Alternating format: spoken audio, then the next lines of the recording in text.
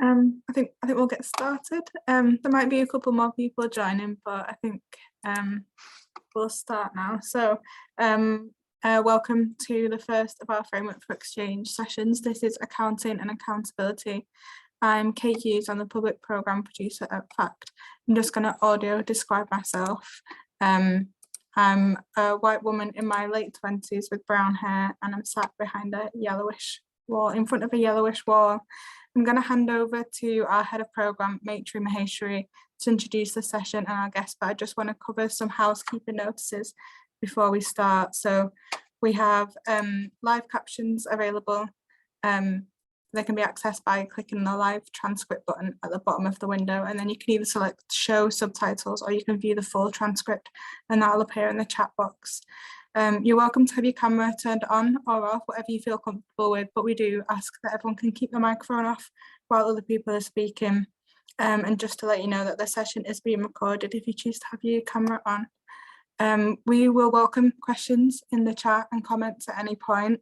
You can write them in the chat, but we'll answer them at the end of the session, and we'll also have a chance for people to turn their microphone on and ask questions in person if you want to do that.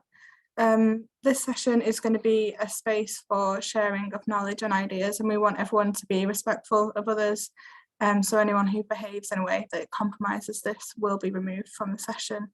If you require any technical assistance throughout the session, you can contact me at the bottom right of your Zoom window. This session has been supported by Artsformation, and you can find out more information at fact.co.uk. So I'm going to hand over to Maitreyi now.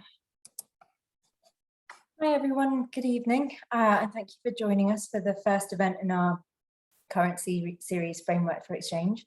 My name is Maitreyi Maheshwari, and I'm the Head of Programs at FACT.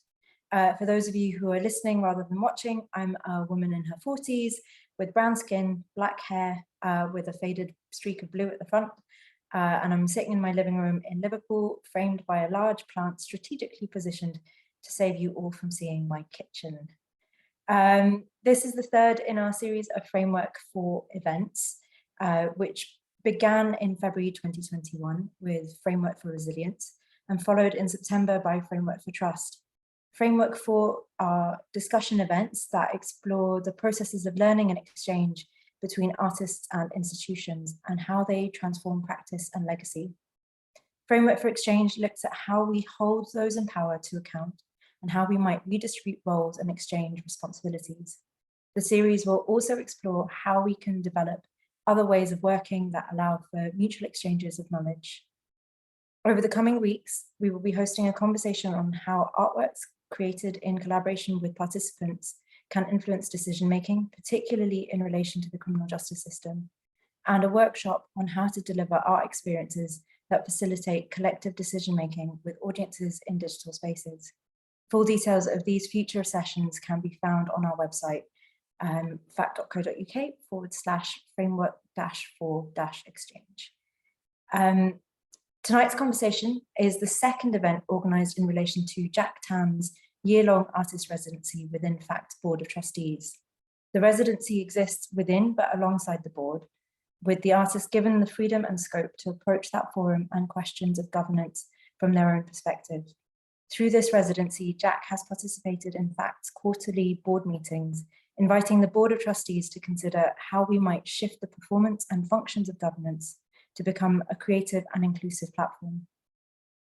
Following on from a conversation in September on how trust is exchanged and enacted within the organisation between staff, trustees, funders, artists and audiences, this conversation looks at the counterpart to trust, accountability. Without accountability, can we have trust? The rolling headlines of the last few months, culminating in the obfuscation of the last week, have demonstrated how poor leadership and a lack of accountability erodes trust in general, but particularly in the mechanisms of government and governance. In our technologically mediated daily lives, where we are more likely to encounter a bot on the other end of the line than a person, how can we trust the services and institutions that are there to serve us when the structures and individuals that maintain them are hidden or frustratingly inaccessible? Institutional accountability is also closely related to questions of accounting, financial and strategic in the form of key performance indicators, Much of what organisations do for their trustees, funders and stakeholders is report on how well they are meeting their budgets and targets. In his initial provocations for this discussion shared at our last board meeting, which Kate can send you a link in the chat, Jack drew our attention not only to the ways in which our current systems of accounting are indebted to concepts developed in other parts of the world, namely Mesopotamia and India, but also that our modern methods of accounting hide or erase much of the context and narrative from which that data is derived. But nevertheless, they do tell us a particular kind of story. Who or what is left out? How might we develop forms of accounting that are inclusive of those without a voice, from non-human species and the natural world to those who are marginalized within our legal and social systems, such as young people who cannot vote, or undocumented workers and other subaltern groups? To consider these and many other questions this evening, I'm delighted and honoured that Jack and I are joined by Maitreyi Balnaves, who amongst many other things is also the Vice Chair of FACT's Board of Trustees, and by Lauren Craig, who amongst other things is a cultural futurist.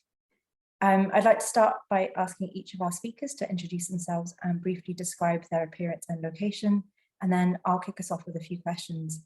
As Kate mentioned, there's a chat in the live stream, so please do share your thoughts and questions as we go.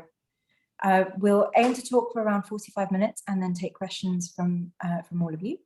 And we would also really welcome people to ask us questions with their voice. So if you would be open to talking with us, please use the raise hand button. And when we're taking questions, I'll invite you to join. So I'm going to turn over to Jack.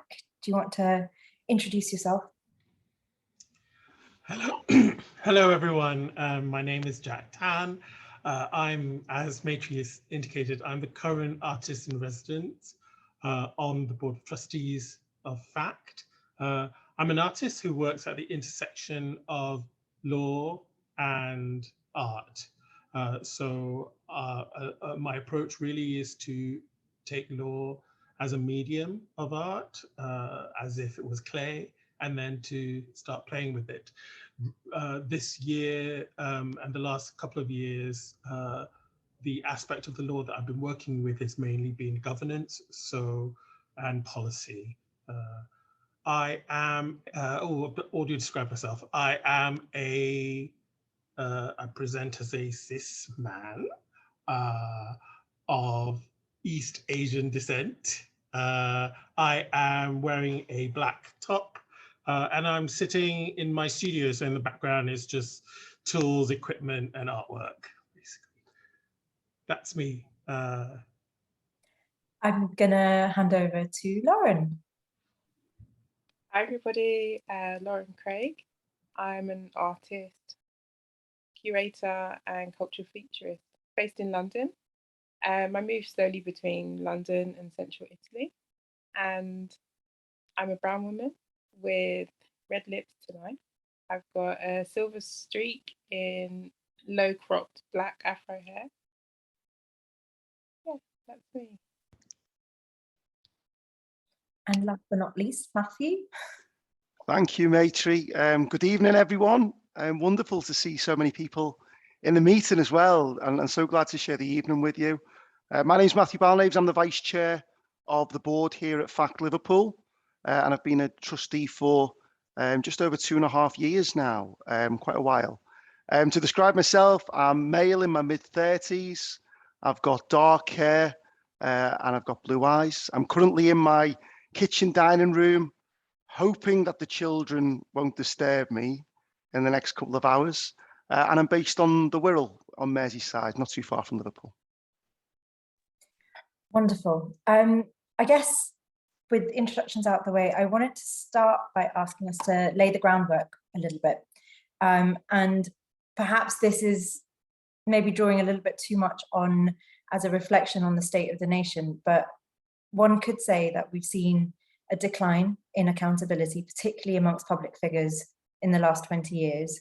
And I want to start by asking each of you in turn, why do you feel accountability matters, either to you personally, professionally, socially? And maybe, Jack, I'm going to start you off on this because this was something that was really important to you that we talk about. So Jack, why does accountability matter? Oh, actually, that's a hard question. Why does accountability matter? It's almost like, I think maybe like the easiest for me to kind of like, for me, it just makes the world more solid. Like when things are accountable, it's like you can rely on them. So like say, as from an artist's point of view, it's like if I can't rely on my clay, or I can't rely on this tool, or I can't rely on this chair that I'm sitting on, I feel like then it's not solid and things start falling apart. Then I don't know where I am in relation to everything around me either. So if I can't rely on my tools, and like if my hammer doesn't do what a hammer does, and one day I pick it up and I'm in this Alice in Wonderland world and I pick up a hammer and it turns into a flamingo, then I'm like, what? Oh, okay, I don't know what to do. So I think on that really visceral level, that's why I think accountability matters, you know? Yeah, I'll leave it at that just for now as an opening statement. Lauren, do you want to add your personal thoughts on why accountability matters to you?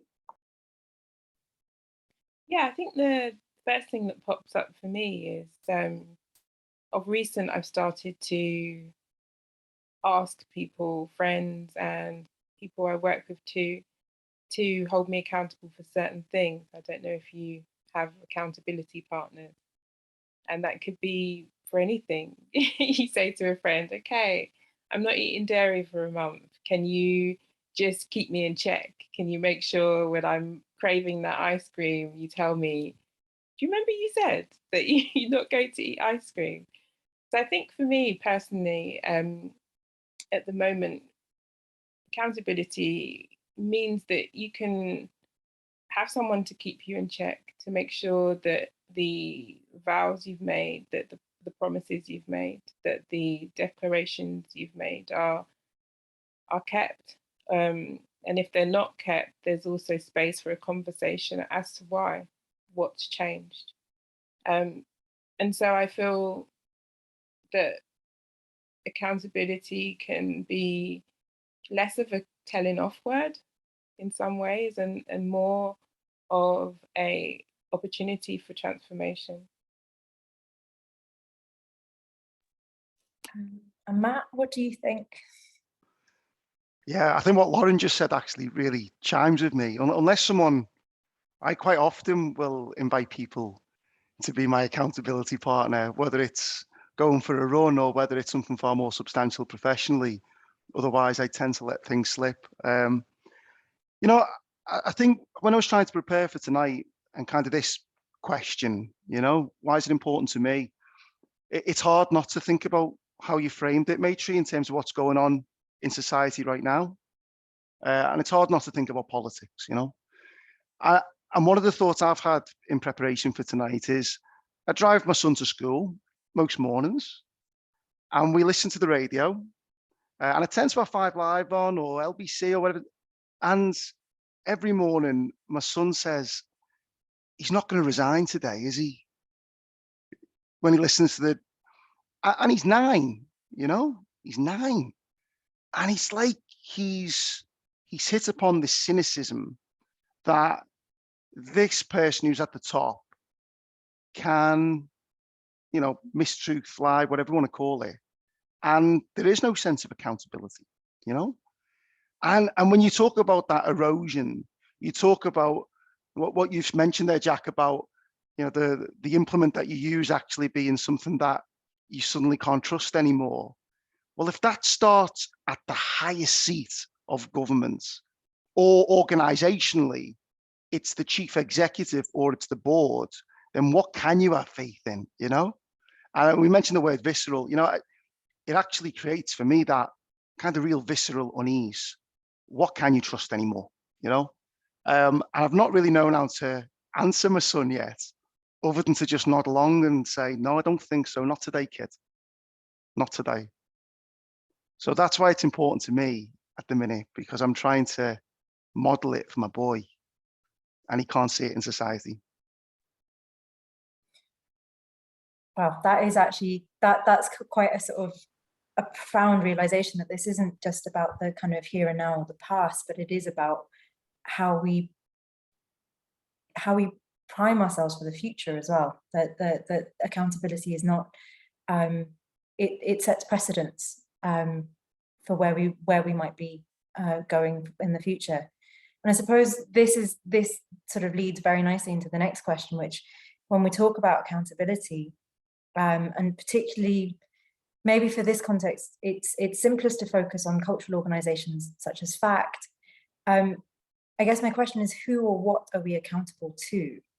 You know, that could be that there's obviously legal requirements for trustees who are have a kind of a legal standing within the organization. There's funding requirements, a sense of a social contract, pervasive cultural norms, the people that we collaborate with, our artists, like contributors, audiences.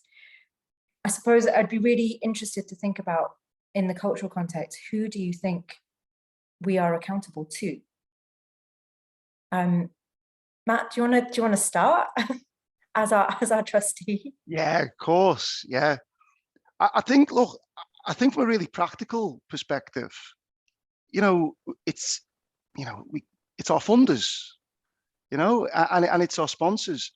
You know, if we're not accountable to the KPIs that Arts Council England give us, that Liverpool Council give us, for example, within the context of FACT Liverpool, we've got a problem, yeah, and we can fast lose support. And, you know, again, I call on a previous experience as a trustee at the Everyman and Playhouse Theatres, where we had, you know, some real challenges that we were facing. And again, our key stakeholder is the funder, you know, at the end of the day, from a really practical level of keeping the lights on and the doors open. So I think when we think about accountability, we've also got to think about that practicality of, you know, funding and how we keep the lights on. Then I think there's a more broader accountability to the public, to audiences, to being bodies, to being institutions that tell stories. And if you think about some of the topics that we've had in our program, Maitreyi, around radical ancestry, around the environment, the climate, the kind of stories that we're even telling now about corporate governance, which we can see so many failures of corporate governance, not just in the arts, but in sport, in politics right now. I think there's an accountability that we have to tell those stories. But to do that, we have to survive and we have to hit those KPIs of our funders quite often.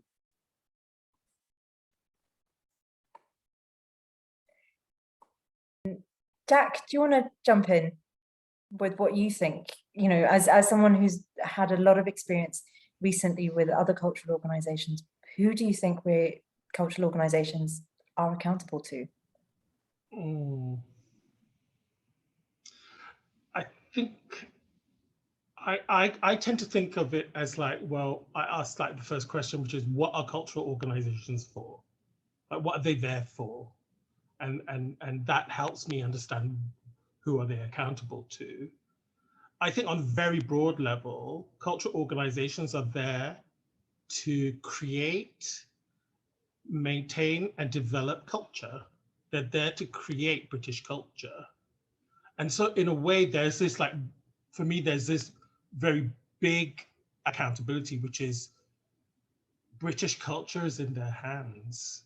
British culture is in our hands, right? So we're responsible, we're tasked to formulate what is British culture, to remember and to learn how to remember and archive it, to keep it going now and to keep it going for the future. I think there's this very broad duty we have, and I think that's what we're accountable to.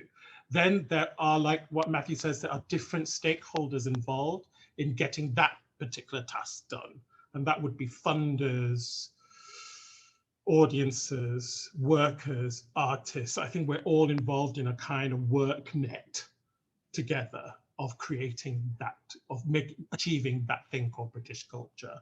And that's why I think there's a kind of sense of how that accountability isn't like siloed, but we're all in a dynamic, all the stakeholders are dynamically creating the culture, and therefore the accountability has to be intersectional in that way also, because sometimes I can be a trustee and an audience member and an artist, or I'm wearing so many different hats, and it's all yeah.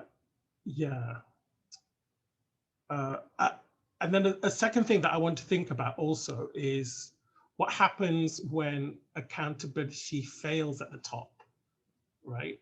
So we've seen that now with Parliament and with Westminster, but also with organisations that I've campaigned against in the last year. There's been a failure at the top, at board level, failure at the top at senior management level. Everything's imploded.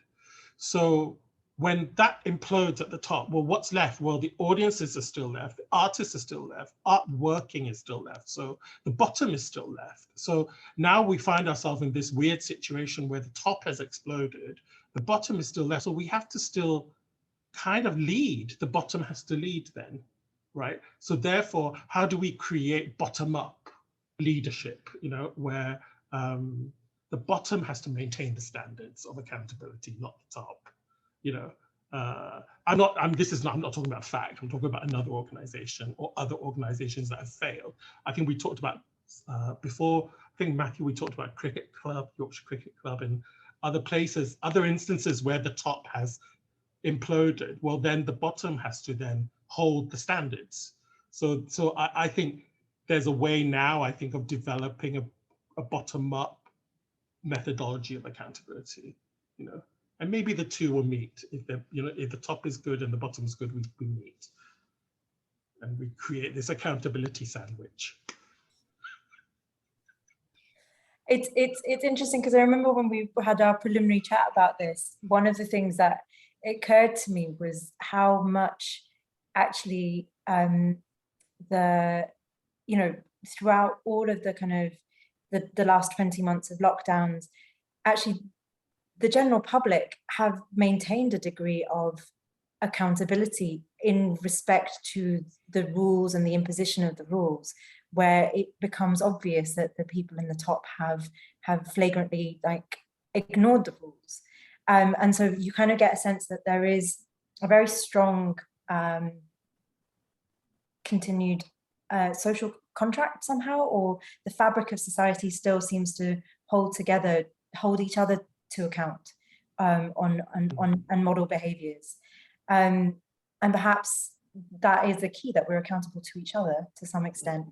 Yeah, it makes me think that leadership is in crisis, or the following may not be in crisis, but leadership is in crisis, right? The followers are actually doing a good job.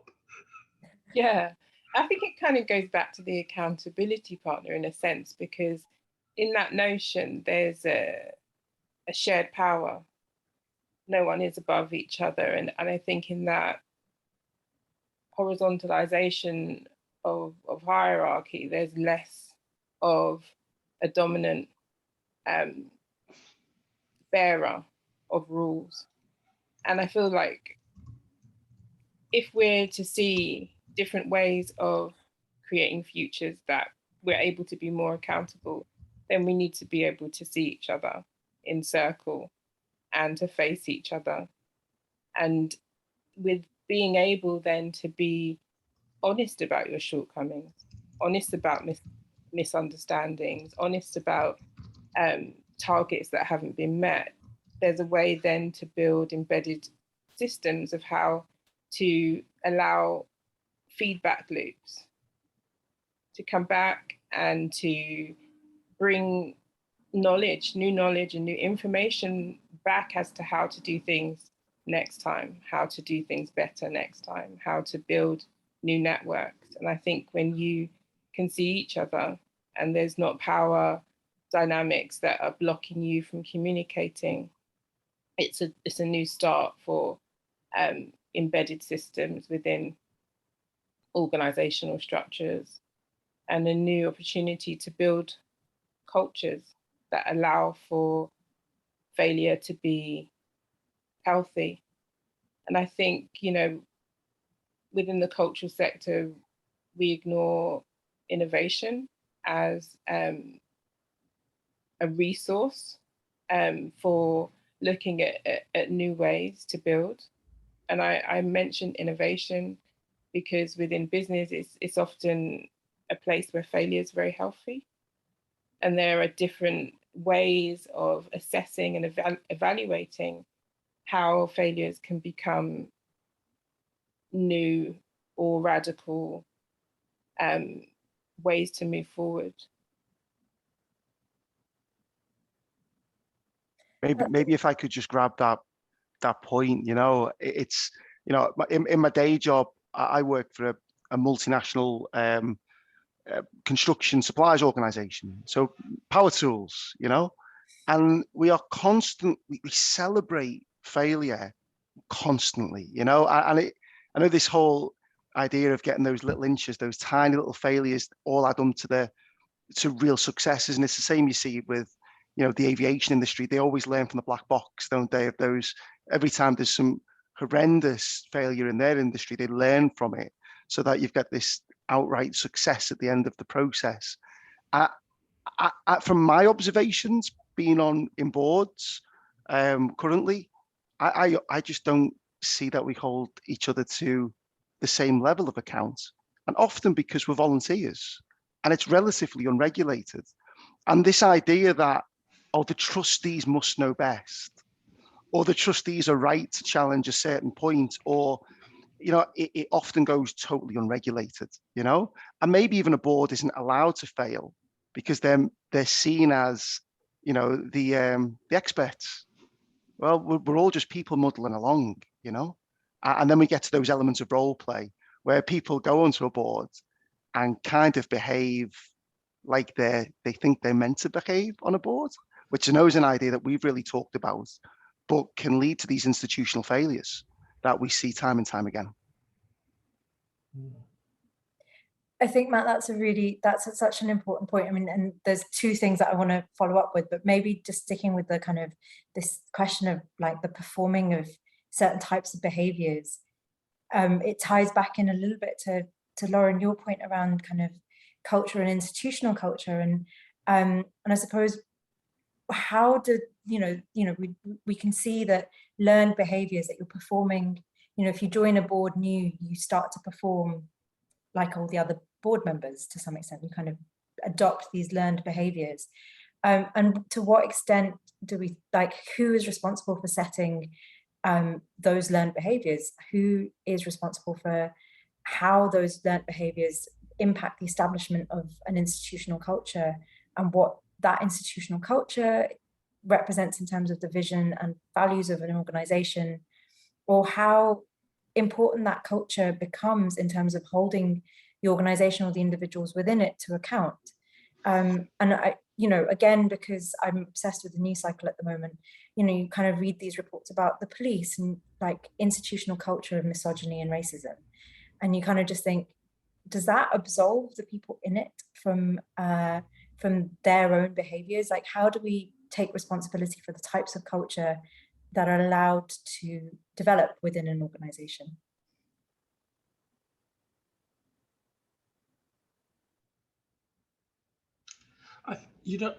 I think there is, so there are two things in my head. One is that, Matthew, you're absolutely right. Like, people join the board thinking that there is this idea of a trustee that they have to live up to and that they have to perform. And that it's a kind of very bad drag, really, because it's like you're not doing it properly. You're pretending to be a management consultant. You're pretending to be an MBA, but you don't have an MBA. It's that kind of thing, and so I think that that also then complicates things when a board needs to do a skills audit, in terms of what the board has or can't, what the skills are. So you need the full set of skills, but as everyone's pretending, and assuming that each other has the skills. You know, and there's always the finance guy, right, or the finance girl who just because they might have done a job at some point in time doing some accounts work, suddenly gets dumped and becomes the accounts person, and it's just overwhelming as well. And so like all these archetypes, I think is quite interesting. It's almost a theater that these archetypes at play. I think that doesn't help. And then the other thing I think also is how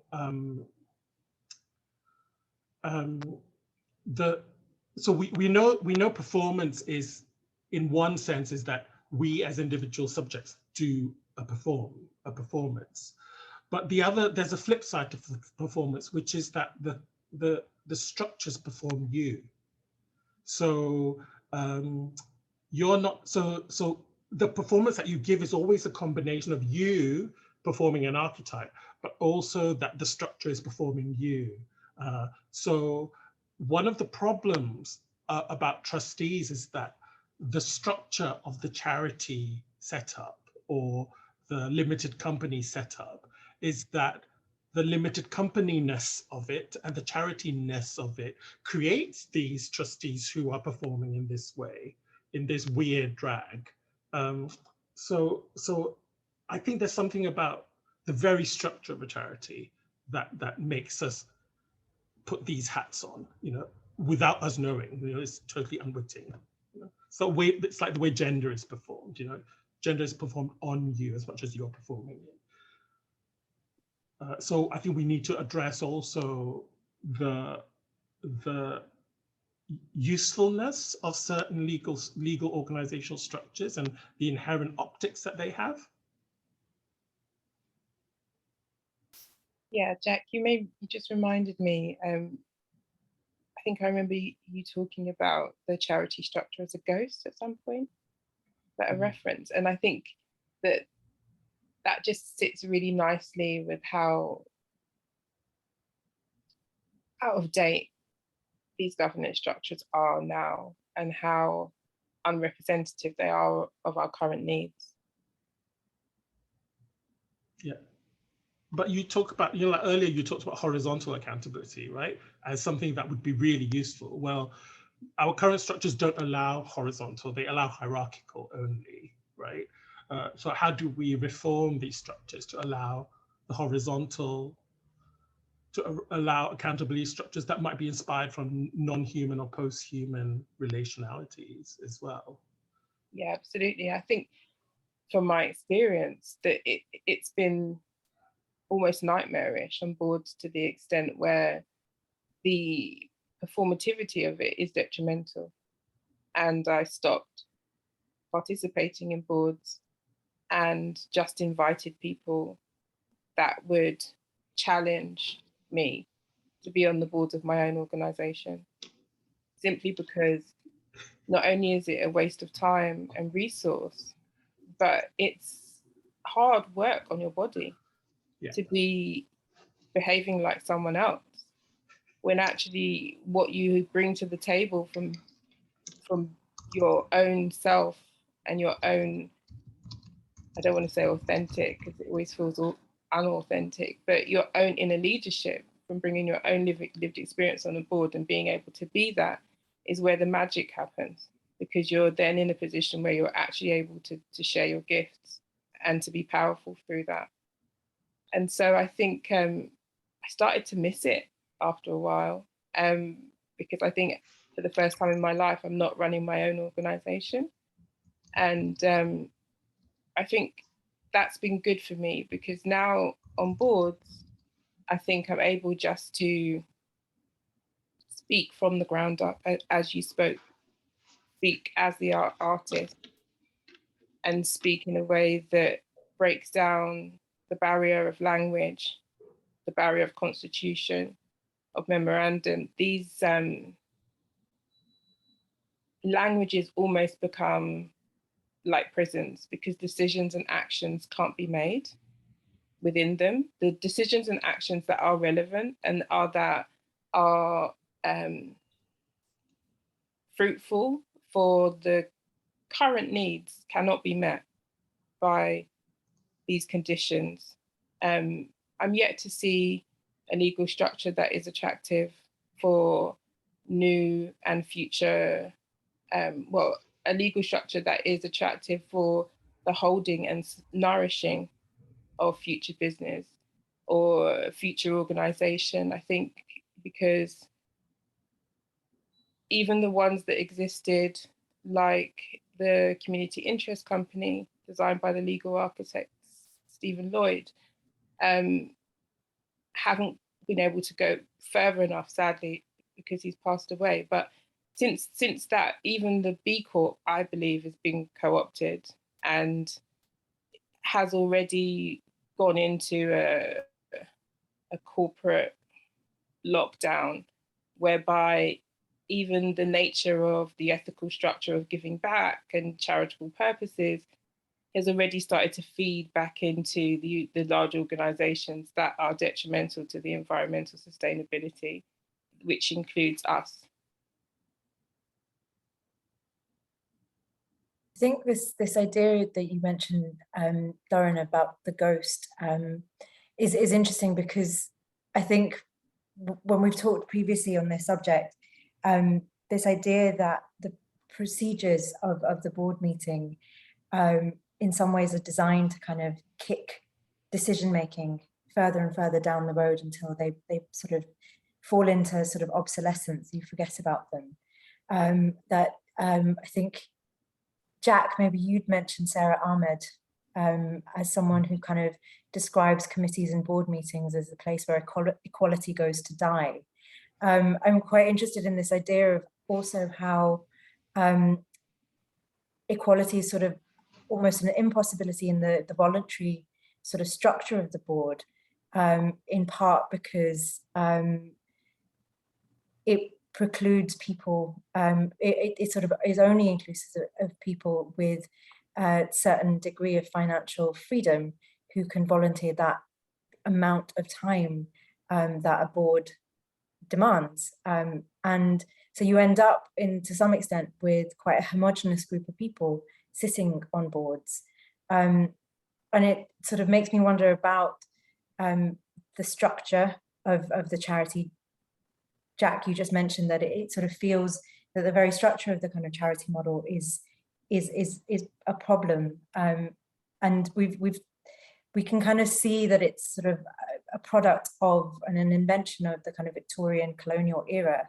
And to what extent is it in and of itself simply outmoded and outdated? And how do we rethink the ways in which we can kind of perform the checks and balances that a board does without necessarily demanding that kind of the commitment of volunteers who are, their voluntary position deems them uninterested, to have no financial interest in the decisions that they take in the organization, and yet they come with certain types of expertise and skills that then help to shape the organization itself. So I'm curious about the structure of this model that is there to hold us to account, but how does it work, or how might we do it differently?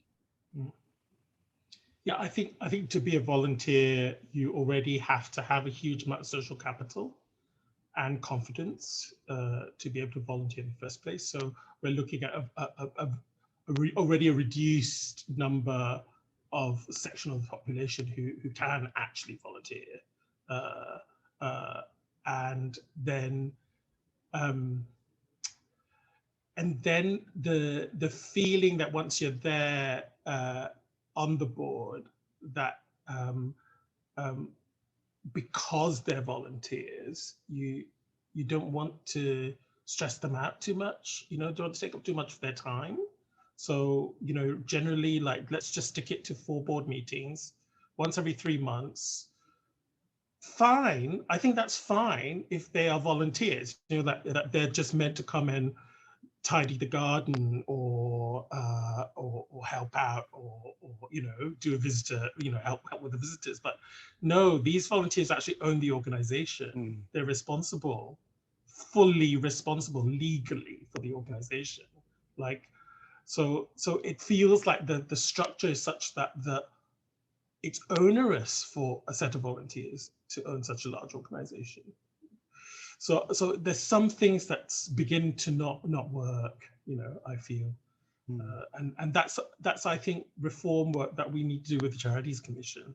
And there needs to be a conversation between all arts organizations and the Charity Commission to solve this problem. Yeah, I couldn't agree more. If it's okay just to come in, Maitreyi, as well, I maybe just a quick personal reflection on a couple of the points. My mother is the font of all knowledge for me, right? She's you know, single parents, brought me up on her own. We were in a council house. She worked always 2 jobs at all times, usually nights. You know, real hero of mine. And when I told her that we were doing this evening, she said, God, I wish I'd been able to do that. I wish I'd have had the time to do that. I wish I'd have had the CV, the qualifications. She's got 1 O level. She's really proud of that 1 O level. That's what she's got, right? But she's got something to say.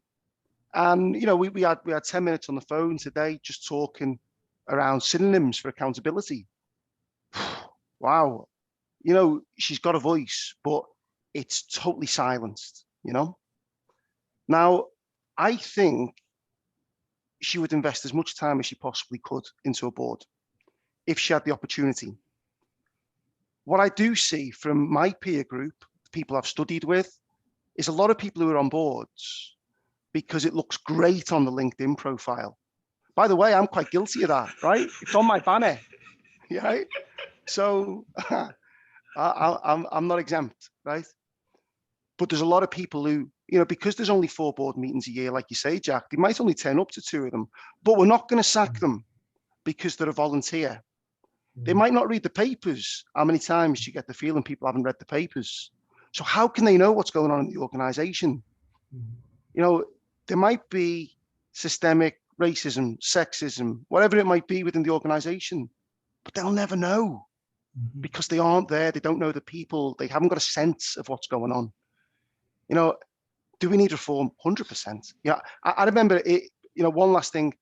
When I started at the Everyman and Playhouse, it became quickly apparent that organizationally we were in a bit of trouble, right? There was a real context of theatres going under every week across the country, real financial pressures, government cuts in terms of arts and especially theatre. And I'm sitting in that board meeting, in the finance committee meeting, thinking, I don't want to ask a silly question here because I don't want to look daft. And decisions were being made on people's jobs with my name on them. Groupthink, really, because I just agree with everyone else. I've got no training, and people are just, you know, grateful that I'm there because I'm a volunteer.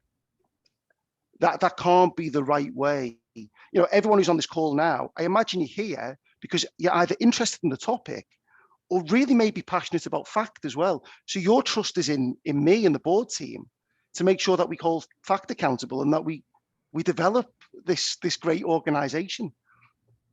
But how can you trust me if potentially I'm just in the room playing a role when actually my mum could be far best placed to give that input, you know?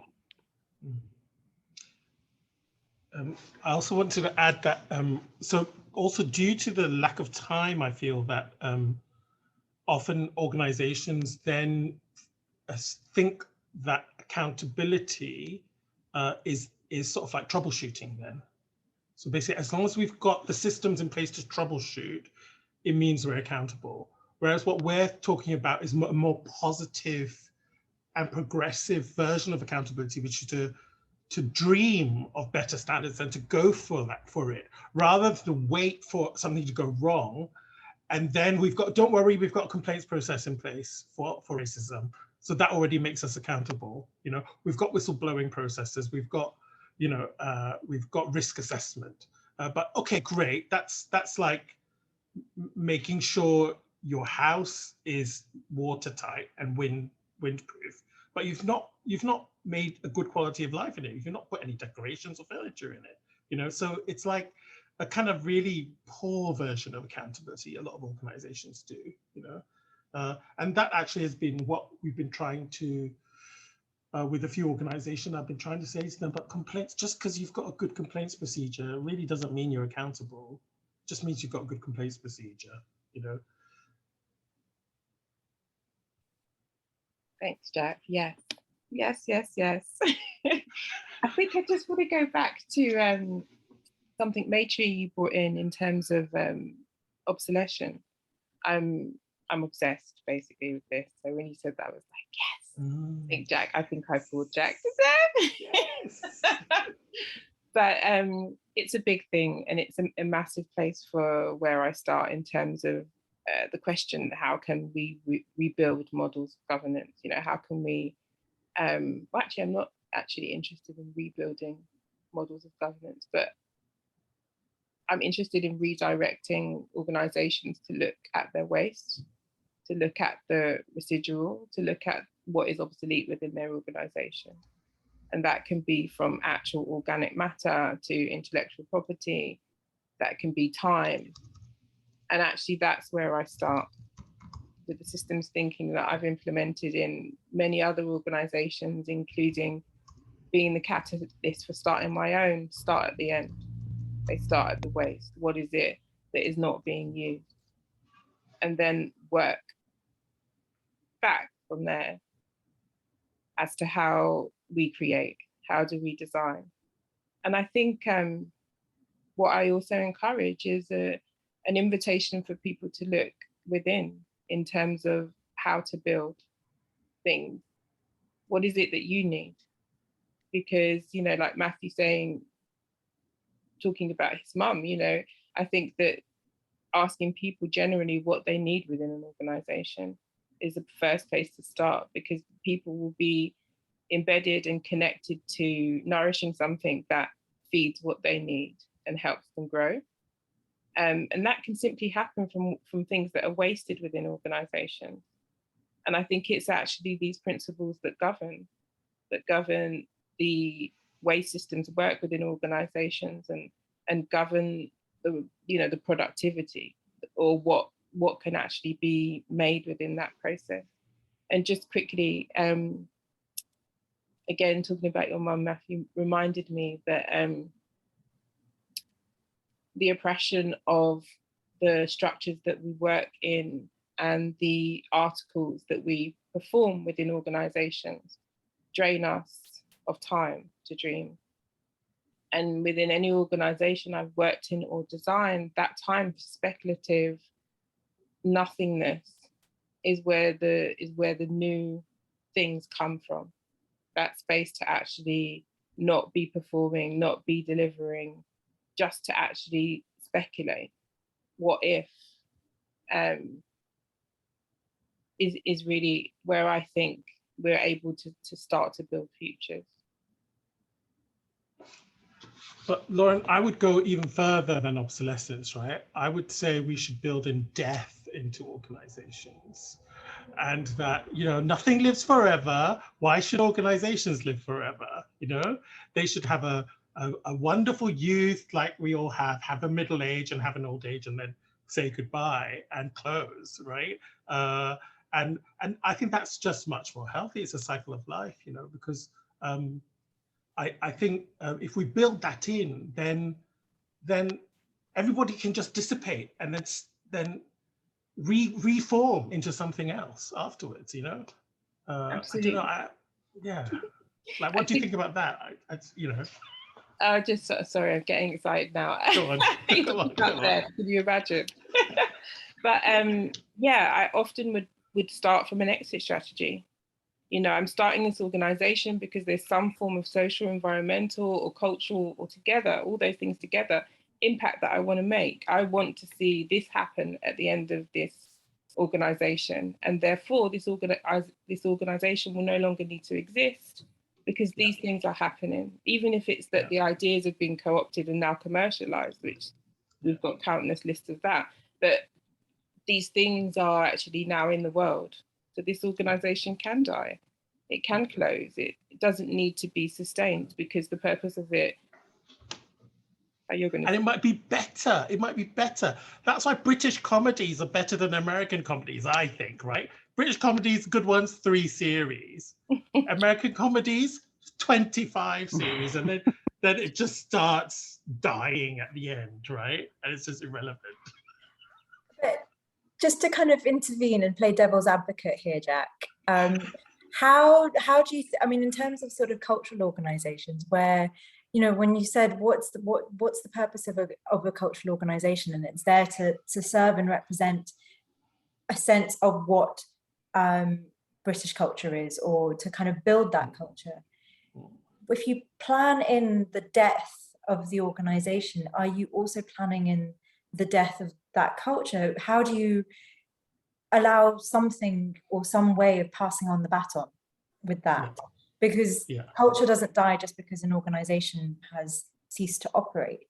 And yet these organizations, I suppose, the reason why they continue and maybe keep grinding at these old models is because they're there to serve something that cannot die, because whatever form it exists in, it exists, it continues to persist.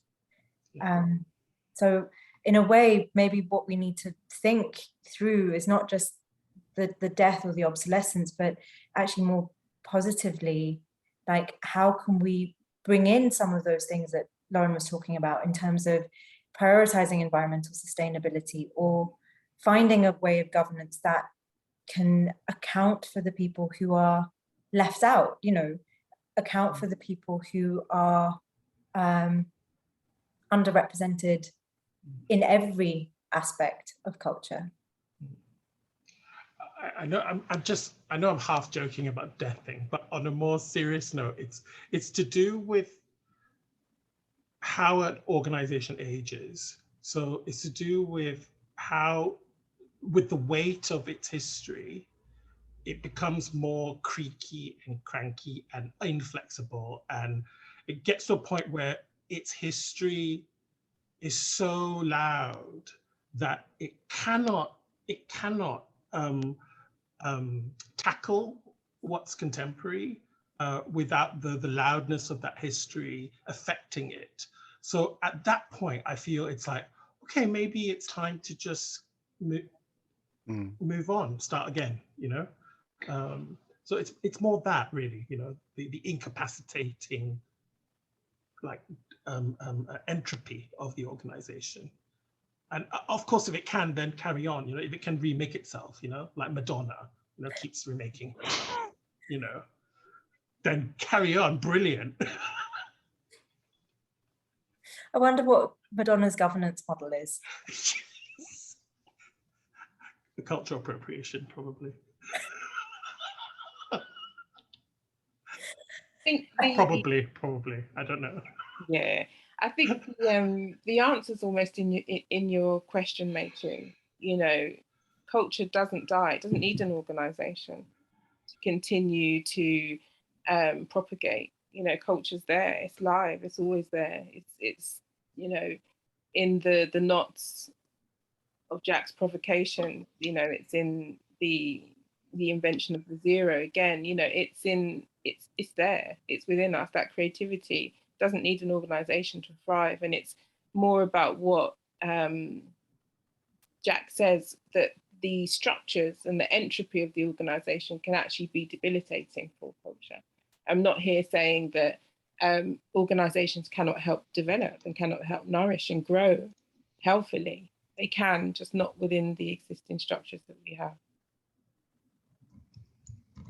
I'm really conscious of time, so I want to turn it over to the audience and see if we have anyone who has questions that they want to ask, or either popped questions into the chat already or want to ask live.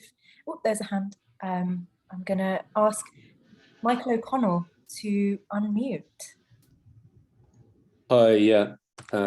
Excuse the lighting, it's not perfect.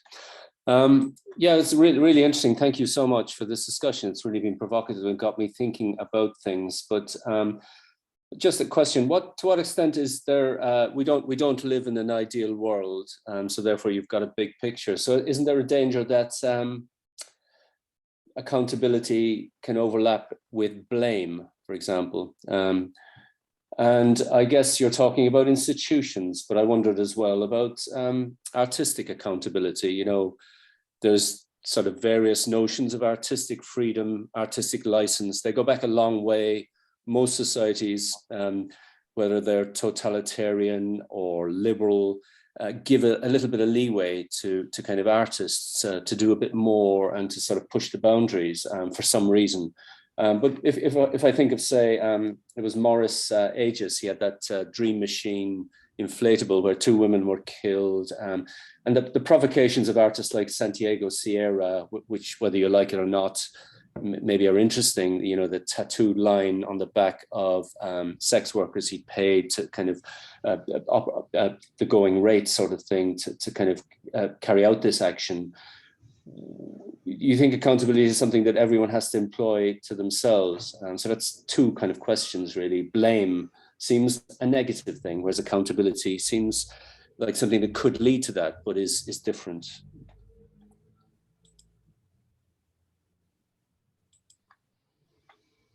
Don't know if anyone wants to jump in with any thoughts. Everyone, that's a really provocative question, actually. Thank you, Michael. I could respond quickly. Just one of the links I shared is to a song called Grow, and some of the lyrics are something along the lines of, we are the 99%, we can no longer blame the 1%. And I think I talked a little bit about, you know, accountability not being a telling off word, and actually us taking responsibility to find ways within inner leadership to be accountable to ourselves and to one another. And I think that also is applicable for artistic responsibility.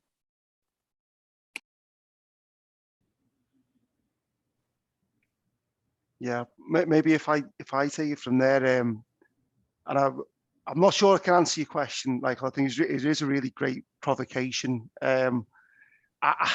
Maybe if I try the blame aspect, that part of the question.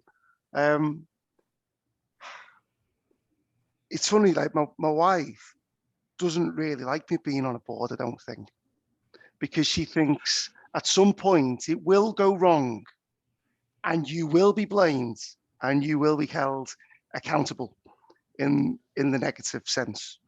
And when I was doing the synonyms game with my mother earlier, we ended up with survival, blame, comeuppance, liability.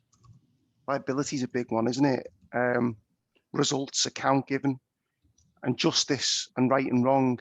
And I think it was Helen in the chat mentioned something around what's going on in the public interest, what's going on in that wider public context. And I do think there's maybe something a little bit overlapping there.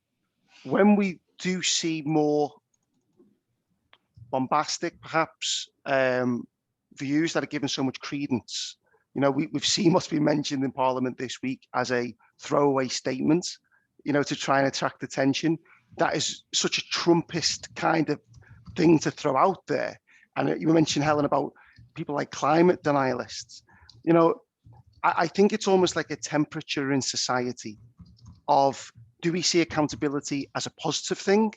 Someone mentioned Nolan's principles of public office, that scrutiny under accountability is a positive thing, or actually is it this race to the bottom that we see in society? And actually then accountability is about blame. And then it's who can we blame first? Who can we blame quickest? And then if we do want to keep a board in some sense, even though it's quite tyrannical, this concept of a board, but if we do want to keep it, how do we attract the best quality people if ultimately we're just going to get blamed when things go wrong and we can't fail? So I think it goes up and down with society, is kind of my view, but it's actually a fear that I've got, that one day this all goes wrong and it's my name on the front of the Liverpool Echo. And I hope that doesn't happen, because It's interesting, Matt, because it comes back to this question right at the beginning about failure, and how failure is not something that is actively like embraced within culture, but it is actively embraced within business, because you said, you know, failure becomes this way that you learn from it. You learn from the things that go wrong in your business. And yet somehow that same freedom is not extended within the kind of cultural sphere, or that if it is, it very quickly lends itself to a blame game. Yeah, I think for me, blame is attached to a sanction and humiliation, whereas I don't necessarily think accountability has to be attached to the idea of a sanction or humiliation. Accountability is like, what went wrong, what failed, how did it fail, and who was involved, but doesn't necessarily mean that it has to attach to some kind of punitive reaction or humiliation of that person.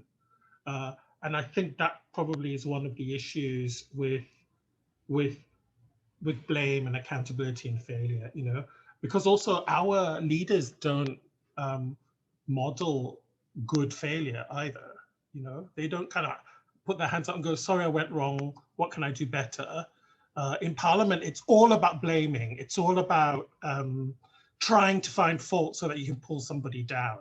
You know, I mean, can you imagine if we, in this meeting right now, we behaved like we were parliamentarians, like anything you said, I would just go, boo, point at you and make faces, right? Like Matthew says something, I go, boo, boo, no. Or I go, I. I mean, it's like, how does that help, right?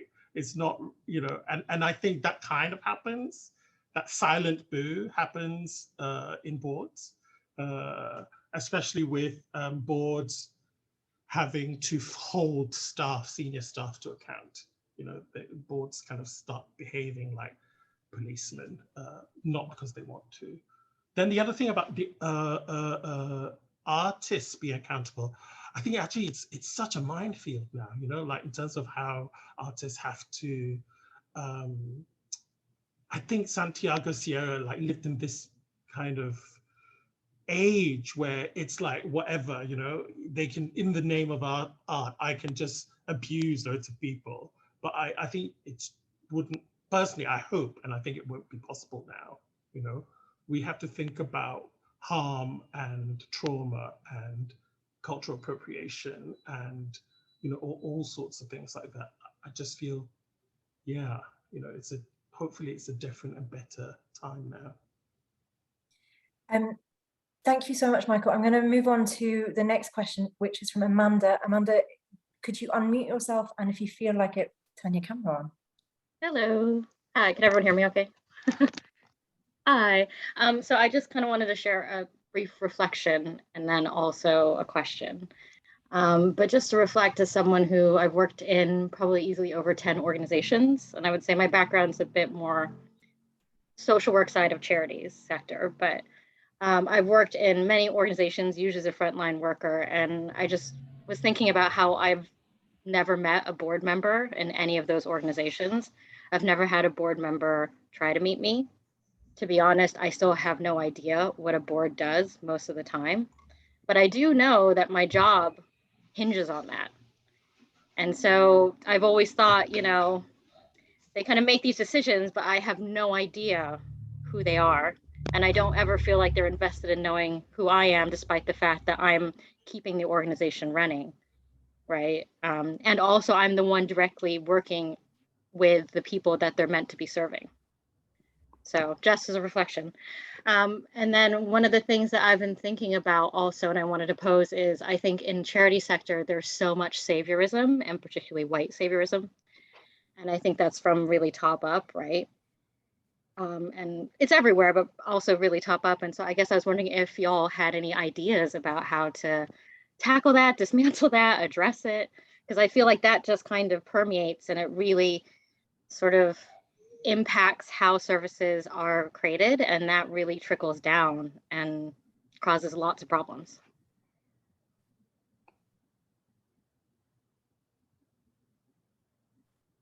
Again, really, really good question. Who wants to start with that one?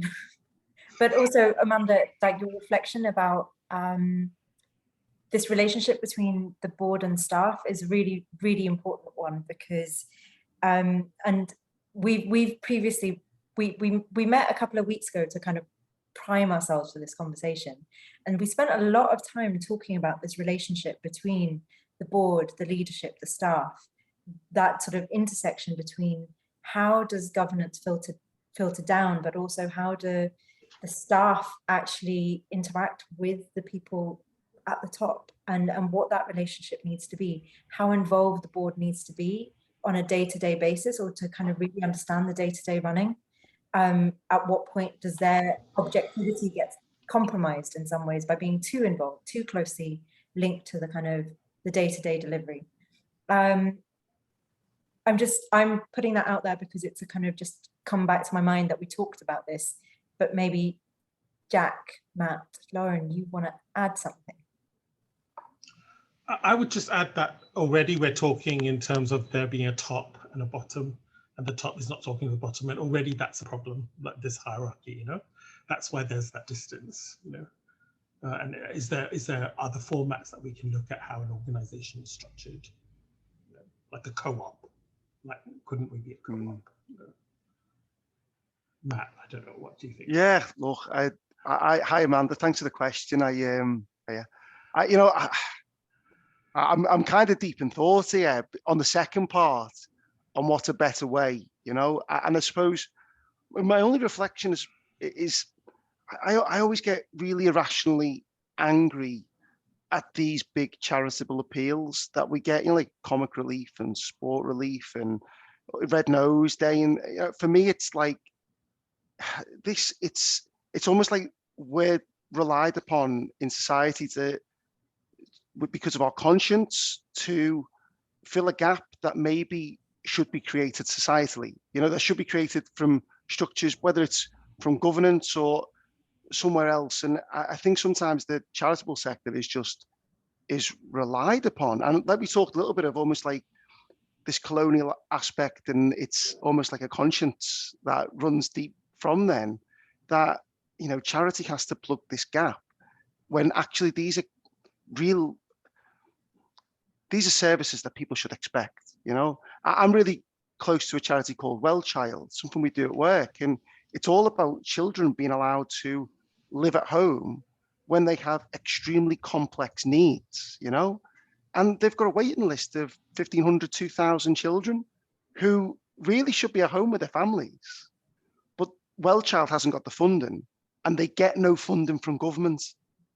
But surely that should be quite a fundamental human right, that those children should get the care that they need in the place around their family. So I don't know whether there's a better structure, but it does feel like so much is put on to the charitable sector. And then the leadership, when we do have, you know, boards that are so separate, that don't see the front line, that don't get a sense of what the culture actually is with the people who are the ones who are the principal actors, who are, you know, the people. How can we be surprised when we see then failure, you know? So I'm only struggling because I don't know the answer, but I really understand the question, if that makes sense. And I suppose for me, I wouldn't be a volunteer, I wouldn't be a trustee at FACT, for example, if I didn't feel like I could give the time. And the thing that I get really maybe irrationally angry about is colleagues on the board who don't give their time, or say that they have, I'm so sorry, I'm just too busy. Well, no, we're accountable here, and it happens far too much of the time. I felt like that was very meandering, Amanda, but hopefully that gives a sense, you know. Lauren, did you have anything I wanted to? I was going to talk about the white saviorism, but I didn't want to say anything until if you had anything to say. Thank you, Jack. No, you go ahead. Thank you. Oh, just very quickly, I just feel, you know, the white saviorism really is to do with the way in which the culture of NGOs and charities have just traditionally been. You know, it's just that thing of let's go out into the world, into the third world, and with our NGO and help them because we know better. So I think that's And that's bound up with the lack of diversity in charities. So I think in a way, it's just really simple. Just get the staff and the board super diverse. And then hopefully that just circumvents the white saviorness, because if you have a really, really diverse board, they will just already just go, no, stop doing that savior thing. We're not, you know, because I don't want to go out and save myself if I'm a kind of working class single mother, you know, on a board. I don't need you to kind of pontificate to me, right? So that culture would change already if we just made the board and the staff diverse. I hope, right? But then that goes back to my previous point also, in that even if it's diverse, the system may make you perform in a way that, you know, even if you're a Black person or a East Asian person, you may still perform in a kind of patriarchal Victorian way because you can't help it. You know, like I resigned from a board because I started realizing I was becoming really picky. I was like nitpicking, really enjoying my power, and just like feeling like I was some kind of auditor, you know, and people have to report to me. I feel so great. And I just go, oh my God, I'm a horrible person. I'm becoming a horrible person. Why, right? It must be just dysfunction. So I just thought, okay, I can't do this. I'm not doing this, you know. So there's that caveat as well. You know? So we need to make organizations more diverse, but we also need to change the systems to remove the colonial optic in them. Which I think, just to mention the work that you're doing with Gemba, Jack, you know, this has been life-changing for me, really. As I said earlier, you know, I gave up on boards because I was like, I'm done. I'm absolutely done. And I think I probably would have stood down from my current positions had I have not been able to engage with the community through Gemba. Yeah, and Gemba is short for Global Ethnic Majority Board Association. So we got together, we're a group that meets like every 3 months, just as kind of peer support group of people of color who are on boards, basically. So I think, you know, I think I've only attended the first 2 meetings, but they already gave me the courage to step back into the environmental world. I mean, you know, back to Amanda's point about white saviorism, I checked out. I just couldn't do it anymore. I couldn't be in those environments anymore. Knowing that I am of the people that are being most destroyed by what we were trying to save on those boards. And so I checked out. And I think actually it goes back to what you were saying, Jack, again about the bottom, people that are at the bottom, and being able to find a way to check into oneself and be responsible and accountable to oneself. And that being a starting point for how we connect with each other. Thanks, Amanda, so much for a really, really brilliant question. Thank you, Amanda. I'm going to ask June Lynn, who has also got her hand up, if she would like to join us. Hi there, everyone. Thanks so much for this conversation. It feels so vital to be talking about infrastructure and systems. And as Jack said, you know, representation within existing systems is only going to get us so far. And I feel like this conversation has really highlighted in a 360 manner the problems of charities in every aspect. And I remember a conversation, Jack, we had a long time ago about the only solution being is to abolish charities and to completely disinvest charities. And I know actually it's actually much more complicated because we're talking about resources that are invested, and especially when resources are invested in particular communities, it's hard to say, let's just abolish that and let it dissipate into the system, because you're trying to protect those resources for specific communities or interests which you really care about. and it's also harder to invest in alternative community infrastructures.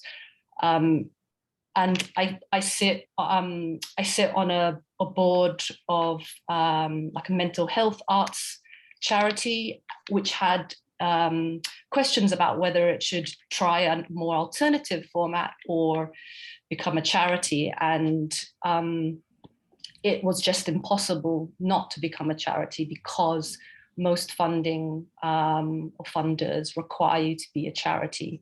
So I guess I'm really interested in the kind of knottiness of now, like, and how we can navigate that better to give ourselves more courage to disinvest in charities, but also move towards the investment in and to incentivize alternative community infrastructures, and to take on that much, much longer kind of stewarding mentality of all the generations of resistance and creation before us and all the generations beyond us, and what we need to do in that much, much, much larger timeline, but knowing it's extremely knotty in the present.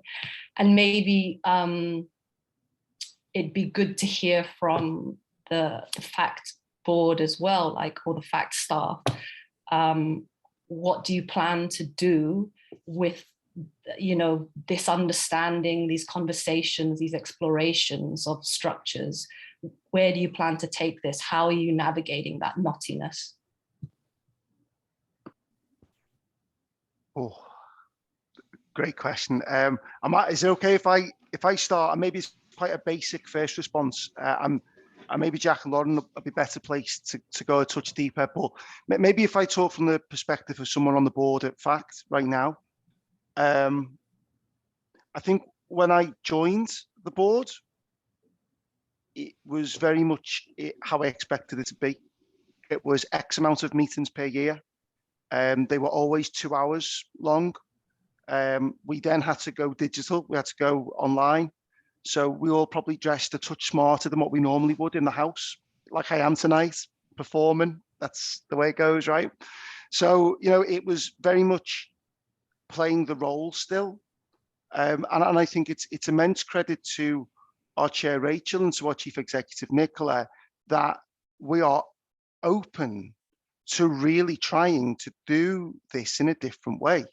You know, I'm performing tonight as a board member.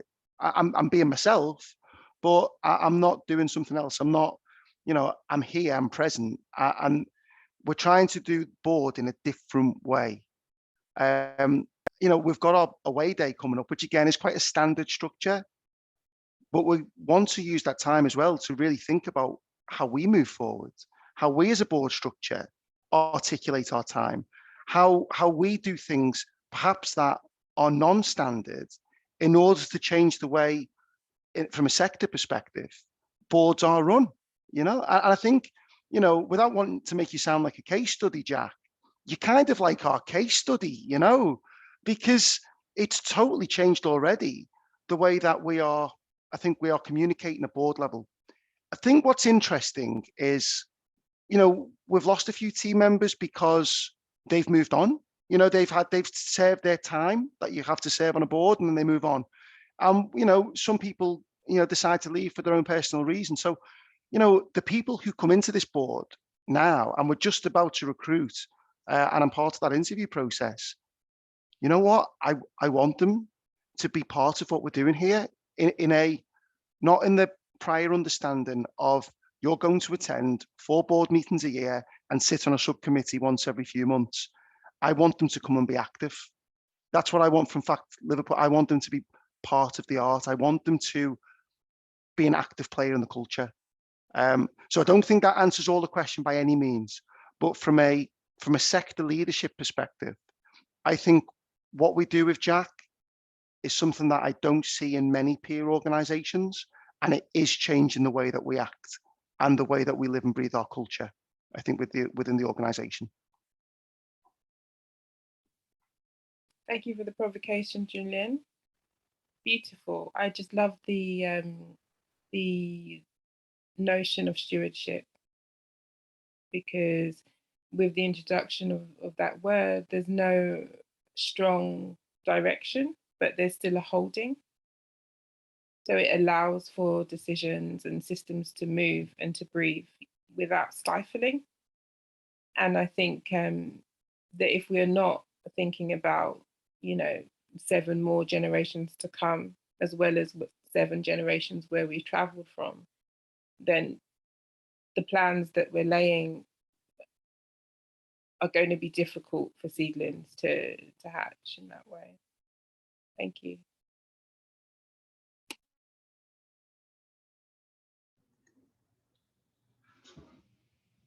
I kind of like my desire really is like, so like, for example, tonight we've had a discussion about charities, their suitability, the kinks, the way they work or don't work. I really hope that because we're able to have this discussion, that it goes somewhere. Like, can we take this to the next board meeting, Matthew, and actually kind of go, right, can we have a discussion about whether this hierarchical model works for us? What can we do to mitigate the problems of it? And then what can FACT do as a kind of cultural leader in the Northwest to address these issues at a much broader level, on a sector-wide level, and say to the Charity Commission, look, this isn't working because it's stopping us becoming diverse.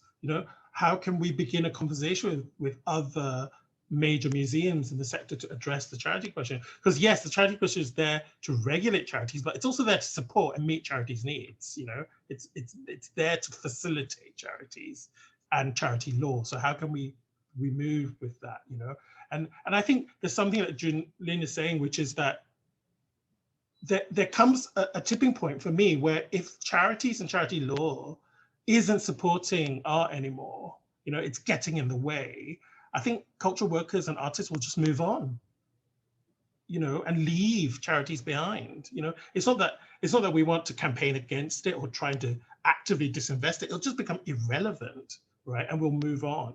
I think that's the thing that the Charity Commission or charity law just needs to get to grips with. And I would also say that with the artists in residence, I think that has been a really good way. I really do think FACT has been brave to bring an artist on the board as an artist, not as a board member, and how disruptive that can be, and the board has been actually very open to some of the slightly weird things that happens on my agenda point at the board meeting, and what happens within that. So that kind of like kind of cattle prod in a way. So maybe that's a way to think about it. And so with these issues, I hope that maybe I could hand this on to the next artist in resident and have this kind of conversation about what I've done in the year, what conversations need to carry on, really, if that the next artist could hold that baton. Who knows? There will be another artist in residence on the board starting in the next financial year. So there will be someone for you to pass that baton on to, Jack. But I think, for us, just to kind of a point about that, the devising of the residency as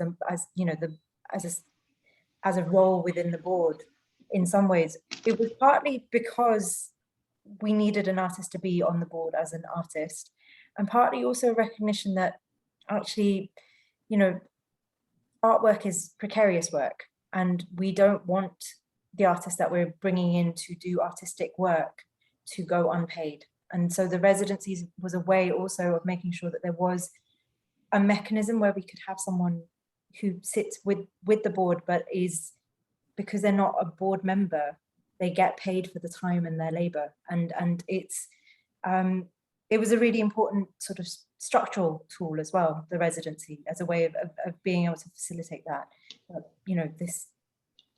Recognizing that freelance work is already precarious enough without asking people to give up that time for nothing. So yeah, it serves lots of purposes. Institutional critique, reform, and also a way of making sure that payment is fair. And I want to also say that I've been able to get the board to produce these. Like I view this meeting, this event it's like curated officially. I would say it's like it comes from the board. It doesn't come from the kind of programming side, although I mean Maitreyi is, you know, actually doing all of this, but kind of more like officially it arises out of board meetings, these events, right, arises out of board meetings. And you know, hopefully in the summer we'll be able to get the board to do a performance for everybody. We'll do a performance event where the board actually makes art, so that would be awesome. I want to ask if there are any final questions this evening from anyone. If there's anything that I've missed in the chat. Kate, I don't know if I've missed any questions in the chat. But equally, if anybody has anything else they'd like to add.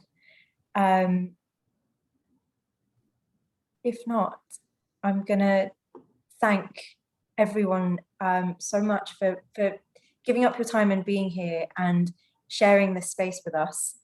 Thank you to Jack for being the instigator of these conversations and this thinking. And to Matthew and Lauren, thank you so much for your generosity and sharing all of your insights into this topic. And also to Kate for facilitating the conversation and setting all of this up. Thank you all. And we will be doing, as Jack said, a performance event hopefully sometime in June to round up his residency. So watch this space, there will be more coming. Thank you all and good night. Thank you. Everybody.